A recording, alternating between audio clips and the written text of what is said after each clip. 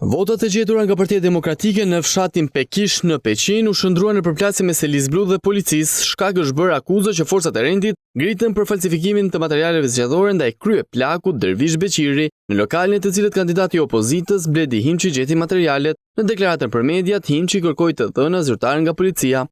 E konsiderojmë të pavërtet dhe keqdashse çdo aludim apo pretendim të policisë se materialet zgjedhore të zbuluara në lokalin e krye plakut të fshatit Pekish janë të falsifikuara. Materialet përputhen me formatin zyrtar të fletëve dhe listave të votimit të shpërndara nga Komisioni Qendror i Zgjedhjeve.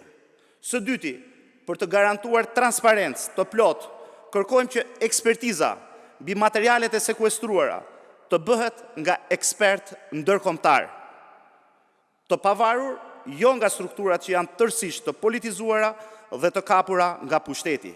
Së treti, e cilësojmë deklaratën e policisë së shtetit si një farsë të mirë organizuar që ka për qëllim të zbehë rëndësinë e ngjarjes dhe të mbulojë provat e krimit elektoral të ndodhur në fshatin Pekish. Ndërkaq që Komisioni Qendror të Zgjedhjeve, Partia Demokratike kanë kejmuar rezultatin e Kuksit, edhe pse aty mori 2 mandate kundrejt 1 TPS. Në argument theksohet se zgjedhësit u intimiduan dhe administrata u keqpërdor. Një tjetër kërkesë drejt Komisionit të Zgjedhësve është dërguar për votimet e emigrantëve. Në dokument opozita kërkon raportin e të dhënave të platformës elektronike të diasporës e krahasuar me qarqet, dokumentet me firma që zarfet u janë dhënë në dorë emigrantëve, kopjet e proceseve verbaleve dhe regjistrat për çdo qark, si dhe raportin e auditit për procesin e 11 majit.